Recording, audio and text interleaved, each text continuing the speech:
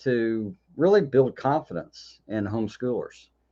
Uh, we do that by asking and answering questions, especially taking questions that are real drivers in your life, especially around the areas of obstacles and conflicts and challenges.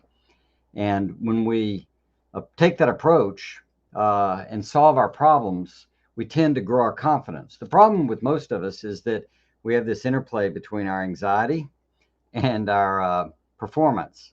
So if we can solve our problems, we'll be confident, and we won't have anxiety. But often we have anxiety that precedes solving the problem. And when you have anxiety, you can't really solve the problem very well. So as a result, like test anxiety, if you're anxious, then lo and behold, you are going to go into the test and instantly forget everything. So we're trying to help with that process. So yes, good morning. If you hear us, that's great. Zayda, I see you there. We'll know other people will come online. I'm going to change the formatting. In fact, I plan to go to Zoom so we can interact if you're interested to live, because I can get better questions that way. You don't have to. You can keep yourself muted, whatever. But I'm just having to learn the technology. I was going to do it with YouTube today, and it didn't pan out. So it just wanted me to upload a stream instead of stream live. I'm not sure what the setting problem was. So anyway, the Dark Lord runs the internet, and here's what I want to talk to you about. So homeschoolers, homeschool moms, bear in mind, I want you to be thinking of your question. You're welcome to lay them in there, even as we talk, because the questions are part of the whole game. So uh, I want to talk to you as homeschool moms mostly, and dads, but I want to talk to you about the fact that you're entrepreneurs. You may not know that you're an entrepreneur, but you are an entrepreneur. So you look up the definition. It's all about someone who oversees and manages, basically gets started, manages an enterprise, usually in business, but it's an enterprise, and you've got one. And so what you're doing as an entrepreneur, homeschool entrepreneur, you're building an enterprise, which is your own school, and you're a little avant-garde about it because you're starting a new strategy, a new tactic, a new game, contrary to what the culture or what has been traditionally done over decades or centuries, depending on the orientation you've got. So I do a lot of work with entrepreneurs, and I just taped 10 videos on the top 10 things entrepreneurs need to grasp or overcome or get to the next level. So I thought about this, and I thought, this would be very helpful to our homeschoolers if they think of themselves this way as entrepreneurs. So I'm going to share with you what these 10 things are that entrepreneurs tend to get to a level, and they want to get to the next level, but you can't get to the next level doing the same stuff. You may go over that again. So if you keep doing the same stuff, it's not going to get you to the next level. The next level is coming out of something different. That's mechanical. Sorry. So consider these 10 things, and what I'm going to do is share them as though you're a business entrepreneur, and then I'm going to convert it a little bit for us, for homeschoolers. Number one of the 10 things for, let's say, homeschool entrepreneurs need to get to the next level. Number one is better problem solving skills, or a better problem solving skill. This is in some ways the whole thing. This is the skill of the century. This is something AI is not going to be able to tackle easily. It's going to help, but it can't improvise, and humans can. So what I'm saying is that when you really work at getting good at taking a problem, really understanding it, and then I would argue generating a goal that if you reach it will solve it, you're going to be in a whole new game, a whole new level. So the nature of growing any business enterprise is overcoming problems. So when you overcome a problem, you're at a new place. Uh, if you're married, if you overcome the problem of financial conflict and it's never a problem again, you're in a new place. Uh, overcome the conflict about how do we agree to parent the children, and that's no longer a conflict. You're in a new place, problem solved. And you keep doing that with everything. Well, you've got the same game with how do I organize the home, how do I make sure the kids are doing well, how do I verify the grade level they're at, how do I help them get past their own challenges in problem solving with math or coming up with something to write. So all those things, that's part of what we're doing. It's training and problem solving. That's what we're doing here. Number two of the 10 things for homeschool entrepreneurs to get to the next level is enough cash. Now, so business, obviously, this is clear, but you too. I mean, homeschool is rather affordable, but you actually want to make sure you're adequately planning and have the resources to get and do what you need to do. May not be much, but if you haven't thought about it, you can get in trouble because you can be caught always in the, oh, wish I could get this, wish I could do it. Schooling isn't going to entirely wait for that. You need to make sure you have a game plan that involves the cash requirement needed to invest in these kids, because it doesn't matter where you go and what they claim is free. Education costs something. In the public schools, your kids still got to dress and buy presents for teachers and take lunches, or maybe they're paid for or whatever, but there's still a math game and it's a cash game. Number three, you want for an entrepreneur, they want predictable sales. Now, that doesn't exactly convert to homeschooling, but let's think about it. So, when I said predictable sales, I mean the measure and the key to its growth. So, the measure and the key to its growth uh, is going to be a predictable kind of progress in your child.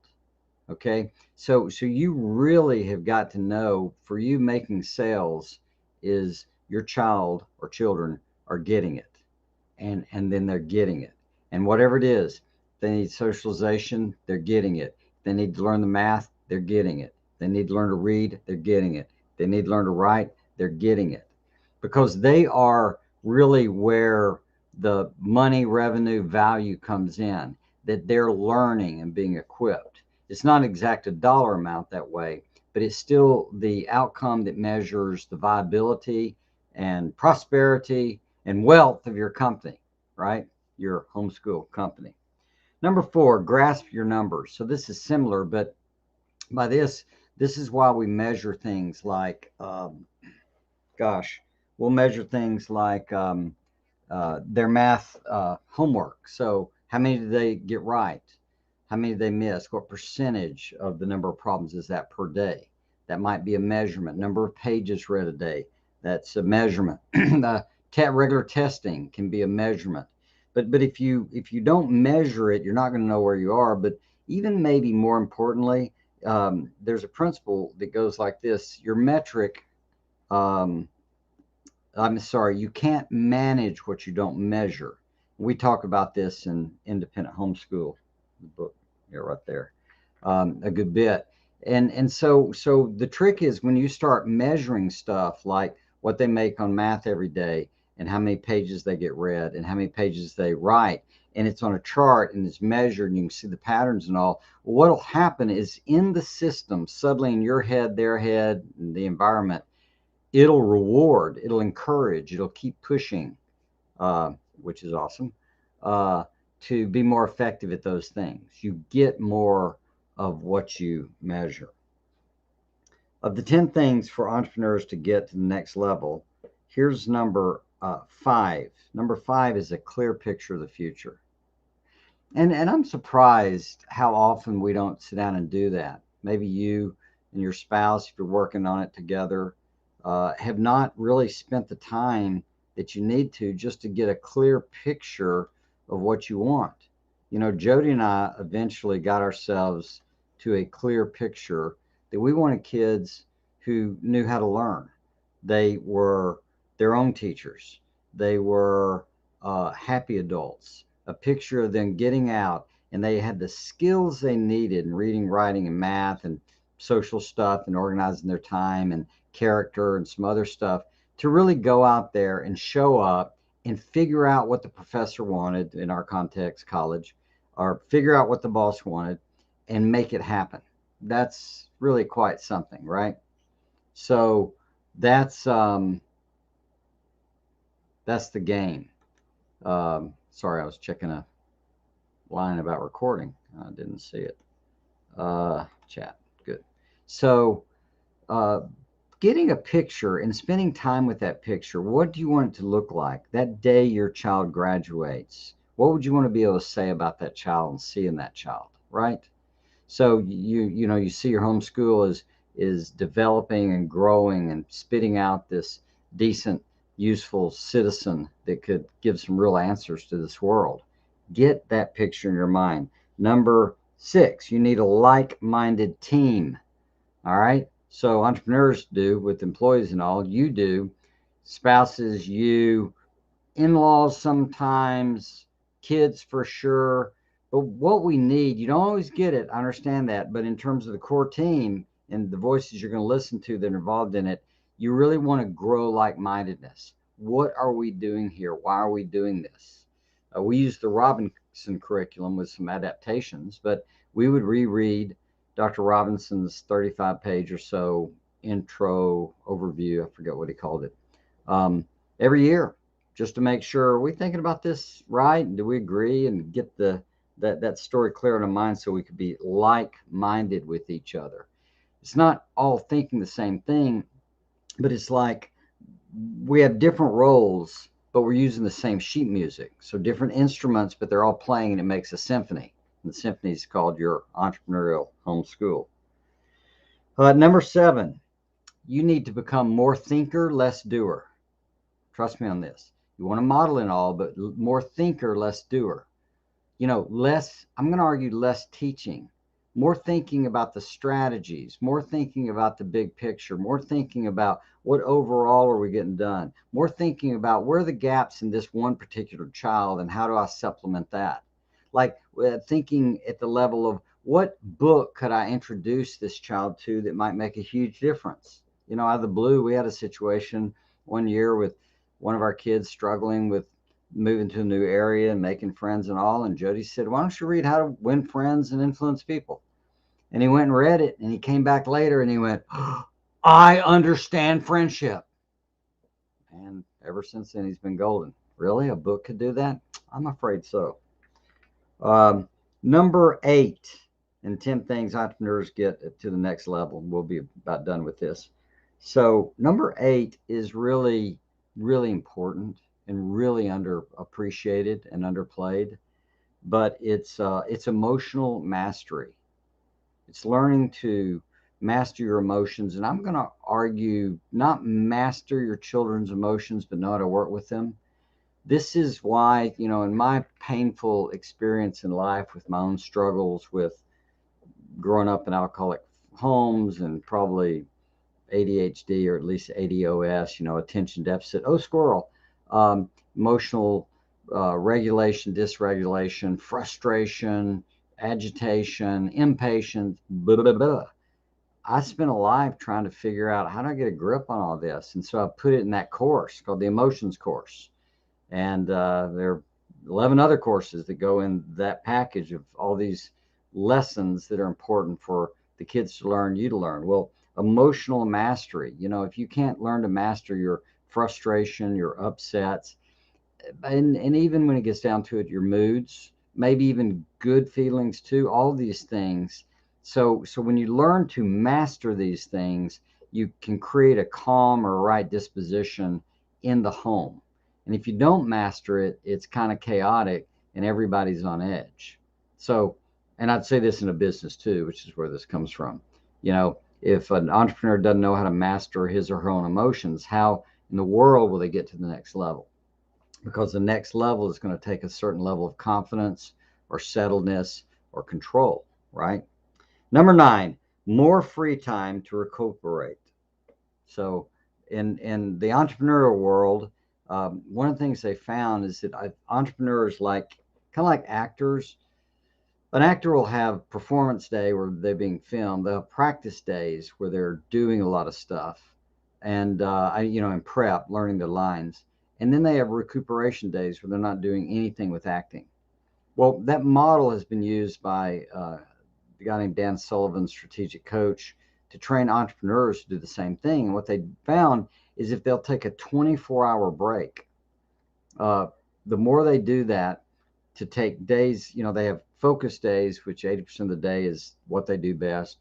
Cleanup days, that's when they're cleaning up all the messes. But these free days, they'd take off and just have a blank day. No thought about work, or no thought about no answering emails, no anything. Just a break. Go do something fun. Go do whatever you want to, but a break from it. And that break allows for freshness and innovation and good things to come in. And I would say that's true for you in your homeschool. I think planning some legitimate breaks in there, I think it'd shock you what might happen if you were to just have a free, not vacation day because it's, July 4th, which may happen too, but a day that's just a break, a refreshment day, a recuperation day. And it's all from school. So you're not trying to catch up or anything. That's different. This is a break from it. This is go do something different. This is go do something else. And at least, every week you might want to think Sunday would be an appropriate day for that. It's just not a school day in any sense of the word. People want to read, they can read, but they read their own stuff. You get the idea. Number 10 of the 10 things for entrepreneurs or homeschool entrepreneurs to get to the next level is coach or coaches. So I can't emphasize this enough. So this is a role we're playing here, where you've got a coach. I have people who mentored me, coached me in my life, and you can go to classes and learn things, and they have a syllabus and curriculum, and they'll give lectures and labs and get you there. That is one way of learning. The other thing prominent in the world is the athletic model, where Olympians and whatever, golfers, whoever, all these people have coaches. Because when you have a coach, they can look at things different than you do. That's huge. Like we like to say, it's hard to read the label from inside the bottle. But also the coach has a knack for understanding how to explain things and give you fresh eyes and fresh insight to up your game. And that's a lot of what we do here and do with our material. So, those are the 10 things for entrepreneurs, but I applied it as best I could to homeschooling. And I thought you might find that stuff helpful in understanding really what you're up to. So may have given you too much to think about. I hope not. But, this coaching part is what we're trying to do. We don't have all the answers, but we do help think about things. We're growing your problem solving skill. You show up, you get others show up. We advance this someday to a little more live interaction. I mean, we have it now with chat, but we're going to shift to Zoom before long and do that. So what kind of questions are going through your mind? Jody ought to come in here shortly. And if we could take on some questions, I'm going to share with you as you're typing up what you're wrestling with. And like I said, look, this can be anything in the universe. And the universe can be parenting, it can be relationships, it can be communication, it can be obviously schooling issues, it can be motivation issues. So any of those questions that are that way. So I see I'm going to wait for Jody to get in here. She's on her way, but I want to share with you a couple of really encouraging things. So last week, if you go back to number 14, you'll find that we talked for a good bit about one situation where this little guy was not doing well with school and was upset and crying, wouldn't do problems, wouldn't get anything done. So we talked about it, and I talked about, he's sort of gaming it. He's just going to have to learn. He's got to learn to get something done. And we talked about a strategy. Well, here's the note this mom posted on, somebody's seen it. This mom was posted on YouTube, and so far I'm not able to, here it goes.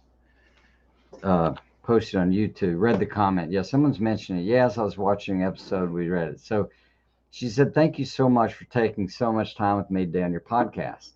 14. My 8-year-old still hasn't finished math by the time I got off today. Still hadn't. So we started working today with practicing focusing on our work with a timer. And after the first 5 of the same drill sheet, he stopped screaming at me. Okay, so we're making progress. There's Yes. Jody's here. After the next 15, he stopped crying quietly for the whole drill sheet. After 3 more, he accomplished the drill sheet with 3 minutes we gave him. Then we gave him 50 minutes for the lesson, knowing he'd get it done in 30 if he tried. He got it done with 2 minutes to spare and came out for the first time with a smile on his face. Now, and this is great for so many reasons, but part of the trick with most of these issues, when we create an issue to get our child to experience something, do something, the moment they go through this, and I'm in an update, but once they know they can do it, they're sort of stuck. That's kind of the I'd way say the game once they goes. know they can do it, and once they know mom and dad are serious, this is going to be the way we do things, they'll go, oh, okay, I Yeah, guess I have to do this. exactly. And as Tan says, so proud of Mama implementing the strategy you laid out. Yeah, yeah. So it's not just that we had a strategy, and they probably implemented something a little different than what we said, but that she came to grip with herself and did that thing where I try to tell y'all, you need to look at your child's behavior you don't like and go, how did I teach you this? How did I teach you this? How did I accidentally reward this? So she got to grips with that, and then she had a game plan. She took a deep breath and stuck with it almost by faith. And now, do you think she's going to be different? I think so. It's going to be a glorious and fun thing. Do you want to say something? Um, the other thing, which was quite encouraging, I just wanted to throw out. I'd learned a while back you might as well toot your own horn because you're the only one that knows the tune. I know that's not good theologically, but it sounds cool. So, so somebody posted, um, heartfelt thanks to both of you. Honestly, we're benefiting from these weekly lives. It is boosting our confidence to homeschool in a totally different way in order to give our children a far better education. Your lives are, it says, a blessing. I totally agree. You are, your lives are a gem, and totally agree with you. You're the internet's best kept secret. That's always fun to hear. So, yeah, that was the rest of that story. Um, so, what kind of questions you have? I know there's one I saw up here. I'll get to, and we'll just start taking these and see what we're facing, what challenges, what hopes, dreams, questions, etc. So, um, What did you teach today? I taught. Uh, I can get this to work. Yeah, I taught about those 10 steps of entrepreneurs and explain homeschoolers are entrepreneurs. It's somebody who creates and manages an enterprise. It's just often applied to business. And that's so I walk through how all those relate to Nice, nice. them thinking of themselves entrepreneurially. All right. H.M. Bauer asks, good morning. Good morning. What age did you introduce calculators? It was more what math they were in than what age. Um, it wasn't until they were in those higher maths. Yeah, so in our mind, and I'm more and more convinced of this as I've gone through life. One of the challenges that I've discovered that I had growing up. So growing up, besides alcoholic home, all kinds of stuff, I probably was clearly something, as I've said, in the ADHD, ADOS, attention deficit, squirrel range. And what will happen with these kids, especially if they're have a decent IQ, um, what they'll do is they'll get by, it'll be last minute and they'll do things last minute and they'll get by until they hit a place in college where, or something, it doesn't have to be college, it could be high school, but where their old way of doing it won't work because they didn't learn the skills. They were delayed, they weren't motivated. They would, at the last minute, I would do this, go in and just learn all kinds of stuff quickly. And I say all this to say this is exactly why in math your children need to show their work. They need to learn to work out the problem in math, in on paper, in process. They might be quick enough to go, I give you the answer. Great. They might do that for years, but it's working through the problem that develops the skill they need to do math and the things that come out of math. So I say all that on this question about calculators because part of our conviction was to get the kids to learn how to do their math and how to, you know, calculate and how to know their math facts, etc., so that before the calculator was introduced, they had a grasp on the fundamentals of math. And so we introduced them, so we didn't let them use them for sure through six, seven, eight. I don't even. Calculus. That's what I was thinking. But I mean, could be up to calculus, up to. I bet we're having a little hard time remembering it because it depended. We did introduce them, and it was really when it was required. So the curriculum itself starts saying you got to use a because I calculator for remember this. having to get a special kind of calculator. Right. So in our curriculum, that was a bit of the issue, but we did not want them knowing about. I mean, knowing hey, just click some buttons and rely on it too early. That's fine and it's good and it's amazing and it's great. I use a calculator, right? So, but just like engineers, if you go to an engineering school, they're going to teach you principles in engineering. You're going to have to really do some engineering. When you get out, you're going to have software and programs that are going to do so much of your engineering, you're going to forget, but you'll know how it works, right? And that's part of the trick. So, I would just say, even if calculators are necessary, I hope we're not letting them rely on them for everything we're doing, just so they can learn the skill itself. That's the trick. I mean, like even in swimming, you know what? I learned yesterday, Benjamin Franklin loved to swim and he invented called swim fins, something called swimming fins. Well, if you let your child learn with fins on and that's all they swim with, that's going to be a different kind of game than if they fall in and don't have swim fins on. So I'm just saying they need to learn the foundational stuff and then you add the calculator. So just found out one of our grandkids, 4-year-olds, in swim lessons, and they weren't allowed to wear goggles until they graduated to level 3. So same principle, I think. You better learn to put your face in there with nothing on your eyes before we put your goggles on you. It's how the game works. All right, so more problems. I love problems. I enjoy them immensely. It really does. Yeah, and very soon, this book is going to be available. That looks reversed. Yeah, your name's reversed back here too. I don't know what that technology is. I don't know either. Most irritating. So it says enjoying problems, and it's about scaling to the next level. So that'll be available if any of you are entrepreneurs. Of course, the principles will work nicely at home because I'm teaching a problem solving model, as it were. So let's see. Did that do it? Yeah. Yes, it did. See, I know buttons. And it flipped us. Oh, good.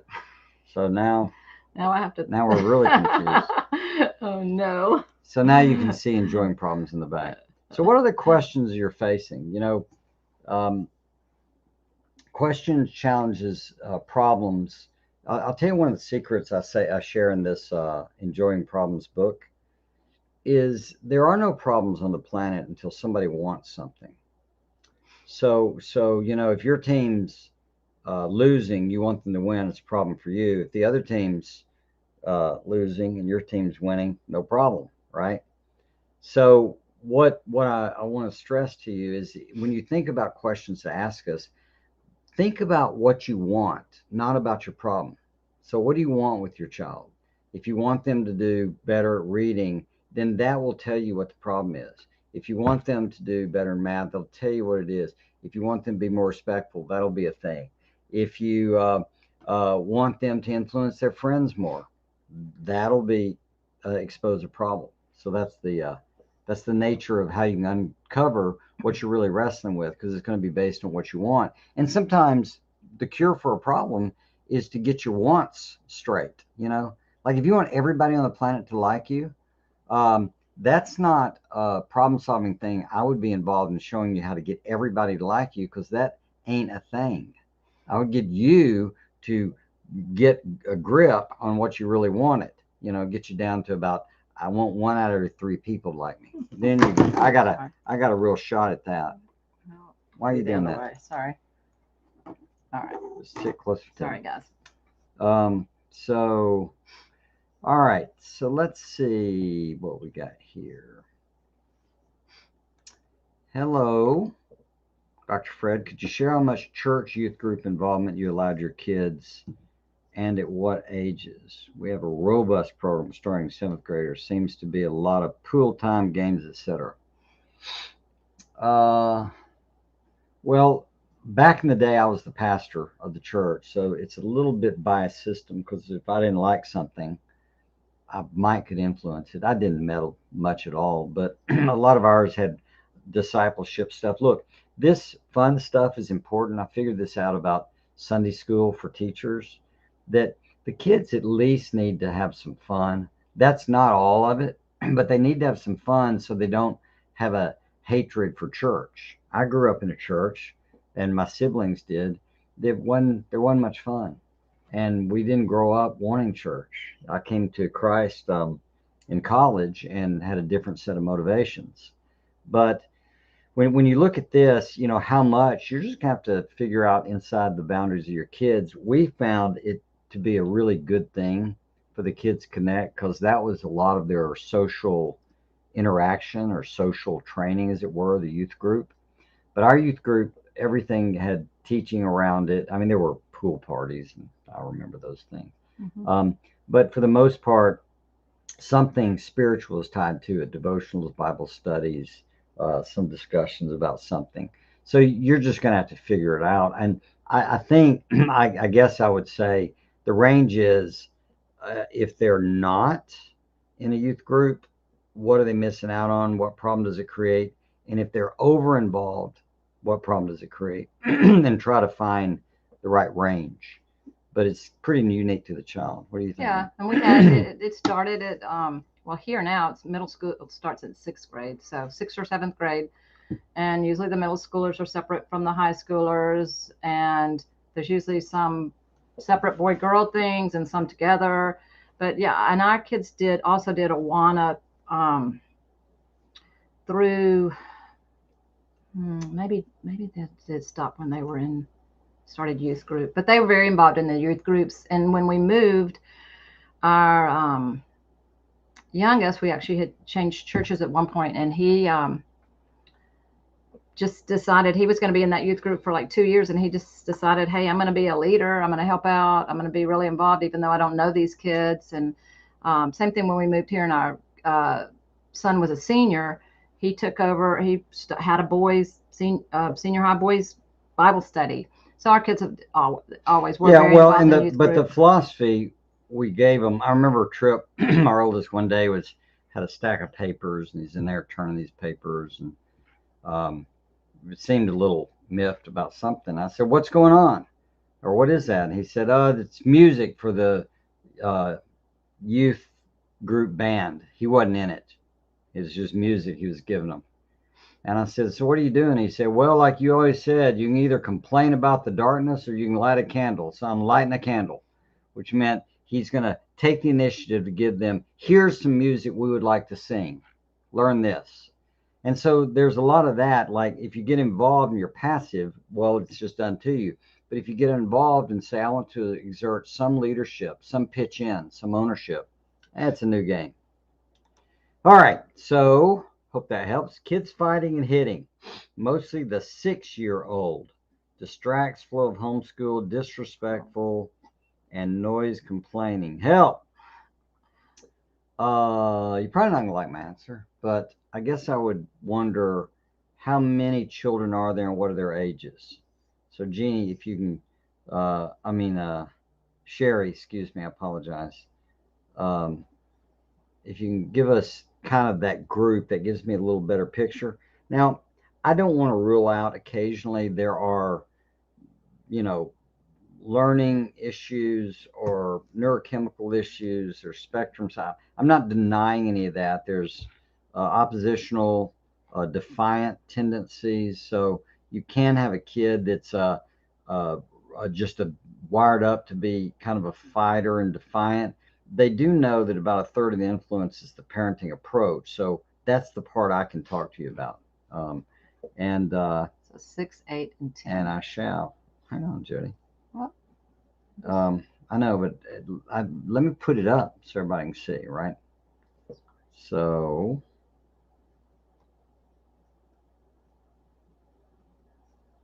well, now I've lost it.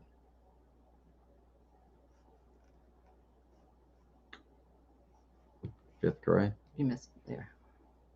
Oh, there are several things in here, so I have to go back and forth. So, an 8, a 10-year-old, and I guess a 6-year-old, right? So, an 8, 10, and 6-year-old. And it's about this being disrespectful, etc. 8, 10, and 6. So, uh, part of the trick, I'm not sure how you approach discipline, but obviously, an individual child can't be rewarded for doing this kind of behavior. So I don't know what the consequences are, but a lot of times consequences kids that young, a 6-year old needs is more direct, you know. So it's like, I'll make up something. So when I say direct, it means not way out there. Like if you are good for 2 weeks, we'll do something nice for you. But it's more like we used to do with, or Jody might do something like with Skittles. So everybody gets 10 Skittles. But for every fight you get into or misbehave, whatever it is, disrespectful thing, you lose one Skittle. Like you get 10 at the end of the day, or it could be something else, but you lose a little. So they have it and then they're losing it. That makes it immediate to them. So, from a practical, tactical thing, I mean, if you haven't read the absolute quickest way to have your child change, it talks about how to think through this process. But the other thing I would say is I actually, if I could watch it and videotape it, I'll bet you that everybody's involved somehow. So my experience is when you have a little child that's a demon and another one's an angel, if you could videotape them full time, you'd find the angel is actually goading the devil. They're not as innocent as you think. So one of the things we learned to do was to discipline them all, so that if they're fighting, there's somebody fighting back too. And so there would be situations where I would, like let's say the 8 and the 6-year-old, and say, you two, if y'all don't solve this right now, you're both going to be in timeout or whatever you do.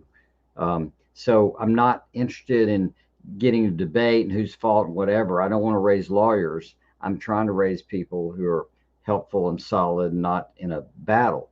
So if you'll do a warn them, but then do a consequence for both of them, not caring who started anything, but both of them learn to get along. That tends to make them team up and learn to cooperate. Jody taught me this because it was with little children when they're fighting over a toy.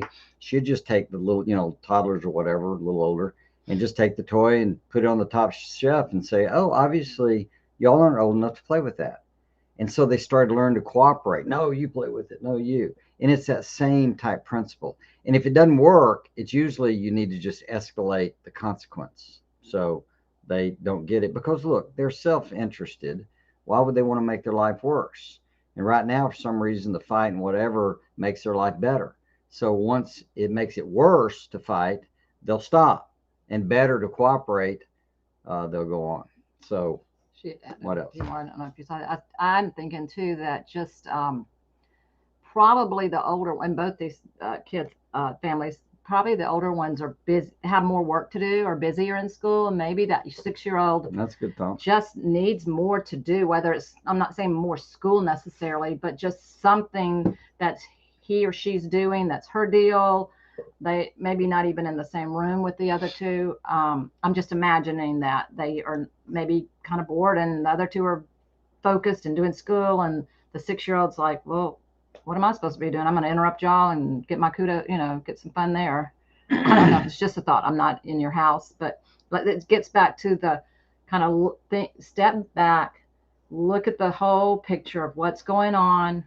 Maybe, okay, let's see, what do I see here that I really hadn't noticed before? What's he doing? Um, and just that, back to what Fred's saying, we're not going to hit and fight. We're going to solve that. We're just not going to do that. Great. Cool. So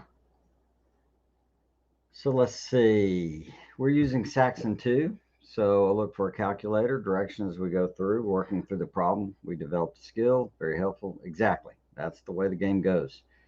Thank you for your time. Yeah, and skill comes by practice, and you don't want to underestimate that in the least. So just something to stress. Sherry adds 5th grade language art. He's a great reader, but hasn't had any grammar. Thoughts on diagramming? It probably went to something earlier, but I get the idea. So 5th grade language arts. He's a great reader, but hasn't had any grammar. All right. So thoughts on diagram. All right. So I'm not a fan of studying grammar. I'm sorry. I'm a big fan of studying grammar. So I've studied formally English, Latin, Hebrew, Greek, Spanish. So I've got 5 languages I've studied the grammar on. Okay. And had to learn. So I'm not against it, but here's the problem. Grammar is the only subject you actually have to know before you study it. The fact that they can read a grammar book means they understand grammar in here, instinctively or intuitively, or at a level that's not uh, aware and calculating. So grammar itself is a thing that becomes really kind of hardwired for us. We're kind of made for it. And so really it's the exposure to good literature and then learning to write how you want people to read it and playing with words and how they sound that develops good grammar. We know from 100 years of studies, the more grammar you study, the worse you write. They've done this over and over and over. I promise you, if you go out and study it and can dig past the rhetoric and the foolishness of misguided educators that think otherwise, you'll find that there's not a magic in the grammar. The magic is in reading good stuff and writing. That's where the practice comes. What you study grammar for is not to improve your abilities with language arts. You study it for analysis. So if when I'm looking at a passage in the Bible, I'll analyze it in Greek and English or Hebrew and English. And that's when I'll either do a diagram or a mechanical layout or think about the relationships of words. These techniques do not improve their ability to understand language because it's not how their brain is doing it. That's an analytical tool to explain what's going on. So after that speech, if you want them to diagram, you want to study grammar, that's great. But have in mind that it's so they can analyze passages or analyze what they're looking at. And I think that goes, honestly, again, with like 14 and up, when you get your, your frontal cortex is starting to work, cerebral cortex. So your emotion for more abstraction, so you can fiddle with that. But I personally read a grammar book, read a thing, do what you think, but there's not a correlation with it compared to reading a lot. If they, need to read out loud more to connect it up their brain, I think that's golden. But I can say this: we never did it, and our kids all did phenomenally and taught at the language art, language help thing at the University of Texas, etc. So, but now let me say, if your state requires something, do it. Right? Totally. Did you want to add something to that? No, I was going to say we never taught it. Okay. And they all. I learned some churches are a lot more entertainment oriented than discipleship, spiritual growth. That's probably true. Somewhat, they don't know what to do. I can tell you this: the more we know, the more kids overlap with adults and things like in worship and activities and other stuff, the more consistent they stay in the faith and stay active after they get to adulthood. The more we isolate them in just their narrow bands only, uh, it's much more difficult. They tend to drift off. I'm And not sure all the reasons for that, but I know it's a thing. well, and always also, even if you're not involved as an adult leader, know what they're doing, know what your kids are teaching, maybe meet with the youth director, and just, hey, I want to know what your plan is, what your what your philosophy is. Well, and Um, you can pitch in. How can we yeah, help teach a sure, study or do sure, something? sure. But You yeah, know. just find out what's. So yeah, the choice of church is the key. The choice of people stepping up to, light a candle instead of complaining about the darkness is part of the key. So yeah, that's sort of a welcome to reality piece. Definite defiant On the tendency. 6 year old. Yeah, and so sure, if that is a piece of it, there may be a place at which you want to talk to, um, a counselor, or if it's really, I would say if you can measure it that he's a good bit out of range compared to other people and kids that age. It could be a reward structure in the environment, but it's probably a little more complicated than that. You might, want a little help. Um, so, uh, but I still, I would definitely try what I shared about escalating and about punishing them both because it's a system. So there's more pieces going on than it's just in him. He's probably reacting to the environment, and he's probably not learning how to regulate his emotions. And then when he gets upset enough, he probably gets some kind of payoff. So don't rule out looking for some help. Yes, need to change my strategy. Yes, I'll bet if you want a different result, this is for everybody, not just Sherry. If you want a different result, change your strategy. I was talking to somebody today about a young man not dating, not finding someone, etc. And we talked about the strategy, and the strategy wouldn't lead. I mean, the strategy he was using at the moment would be um, I'm praying, and God would need to have a young lady come knock on his door and say, "Hi, would you like some coffee?" And it's going to take a little more. That strategy, probably the odds are not great. Again, if dating, let's take an example. You teach kids this. If they're wanting to find someone to build a life with, um, a low rent bar is probably not where those kind of people are going to hang out. I'm not picking on anybody's choices. I'm just saying that's not where those people are. Low.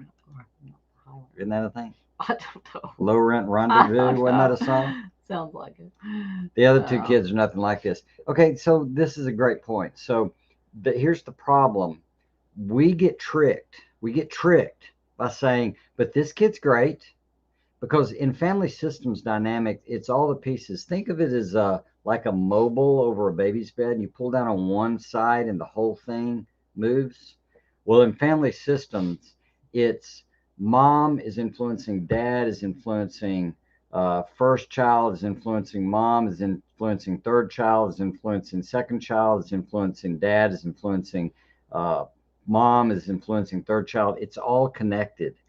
And so, generally, what I was saying about even angels and demons, our systems, depending on what's been handed down intergenerationally, will generate an angel. So we can say, see how great we are? And then a demon to say, I don't know, we treat them the same, rather than looking at them as all connected. That's why I said punishing or having a consequence for two or even all three. If y'all don't all figure it out, quite frankly, the 10-year-old could be part of the problem too by not getting the 8-year-old to remember to be sane about the 6-year-old, or the 10-year-old and the 6-year-old to be sane about the 8 or whatever else. So it could be all of y'all need to solve this. We did that with our kids, and we saw magic happen where they would start solving it themselves. I've told y'all the story with our two oldest that we gave them a thing of no more fighting. I mean, these were grown, these were the older two teens. youngest, Yeah, but when they were older. the ones Yeah, left in our house. the two in the home, Yeah. older, you know, 17 and 15 or something like that. So for the last year or so, year and a half, we basically had a game that said no more fighting, and if you fight, you're going to sit down and write an essay why he's wrong and I'm right, both of you. Then you're going to read the essays. We're going to judge it. Whoever has the better essay and wins the argument, we're going to take you to Chewy's and get you tres leches. The other is going to have to pick up rocks in the backyard. Now, I'm saying this contrary to my lawyer comment earlier because they were already in fight. And I said, well, y'all need to learn to be good lawyers if you're going to be good lawyers. Just learn to argue. So we're going to write an essay. But every month, Yeah. for every month, you all saw we have no conflicts and hear of none. I mean, we have 4 acres. You can go in the corner of the lot and argue. I don't care, but not in the home. And for every month, Maybe because they were a lot older. wasn't every week, was it? No. So every month that y'all don't argue, you get a free day off from school. And in that system, they never wrote an essay, and they'd learn lots of free days. We finally had to cut it out because they'd learned the lesson. So I'm saying, even there, if the three all cooperate, is there a payoff? And then the three, is there a consequence, or maybe between the two? So yeah, it's a different strategy is going to be a different game. So Zeta adds, Sherry, same here. It's overwhelming. Shari, it's overwhelming at time. I have a 6, 10, and 12. Yeah, and it is, but this is part of the game. And what they're having to learn is learn to cooperate and learn to regulate their emotions and not demand their way. And that's going to come by them learning. And if you don't teach them at home, God's going to take them on a field trip when they leave your house. And that won't be as fun either because reality will teach them stuff. You don't get away with stuff. I guarantee you, even in youth, I remember going on youth retreats, you just don't get away with misbehaving around other kids like you sometimes can at home. Well, that's what I was wondering. Also, just kind of notice if you're young, you're the ones that are the issues right now that we're discussing. How do they act at church? How do they act in front of other people? Are they doing the same kind of behavior, or is it different? That would be something to notice. And also, just yeah, you're not going to have friends if you're hitting on them and punching them and being mean. You're not going to have any friends. So Yep. So they learn. Are any of your kids has any of your kids been neuroatypical? So this is a tricky question. I'm going to say yes, most likely. Probably two of them. One I just had a conversation with. They're grown, 30 now, but it's been tested and some meds, some things that make sense that we just didn't know or weren't as tuned into or didn't know how to tune into it. However, what we learn, and I'd say this is true. So for anyone, let's say that's neuroatypical, you still have to learn how to handle it. It'd be like something like depression. Okay, I get depression, and I'm not mad about medication for depression, but you've got to learn how to run your brain and have different strategies about exercise and eating and whatever else to manage that thing. And so even here, children still need to learn how to focus. This is what a timer will do. We talked about earlier. So a timer can make it into a game. There are other things you can do. So they've got to learn to manage their game, manage what's going on. Just like if you're left-handed, or we had a son with cerebral palsy, he had to learn workarounds, figure out how to make it work with the left hand that worked well and a right hand that didn't. Do you want to add to that? no. 5 to 2, they instigate each other. So we're running. Just the way the chat comes out. Yeah. Yes, I do time out, but maybe Candy can do it. Something more tangible because time on stairs is not working. Yeah, it's they in disorientation. The longer term, I mean, they do need consequences. There's no doubt. And the trick is something they don't like. Maybe they like the steps. Maybe Brer Rabbit like being thrown in the briar patch. You got to find out what would resonate with them. I mean, they could at least be cleaning the bathtub instead of just They could at least have a brush and Give them a some chore. something. Yeah, give them a Uh, chore instead of just sitting on the steps. That's not helping the stairs or at all. I've seen this doesn't sound pleasant. It sounds worse than the stairs.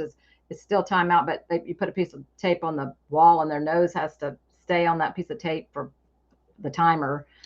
Um, Yeah. Let me add here about taking away toys. So that can be valuable, but you want to give a child some control.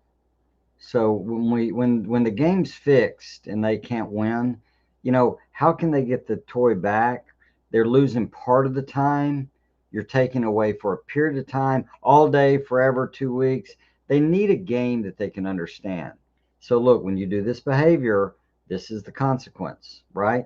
Or you have this much time with these toys. These toys are reserved for this time of day. You know, let's say they like plastic swords. Swords are 3 o'clock on. They're not in the morning. They're 3 to 6. They're to supper. I'm making up something. So if they're 3 to supper, you've got that period of time with your swords. Say they love the swords. But when you misbehave, for every misbehavior, I'm going to take away 10 minutes or 15 or whatever it is. And I'm not saying this is a good example, except the way I'm thinking is that's the way you want to think about it, especially with their own motivational structure. Anything?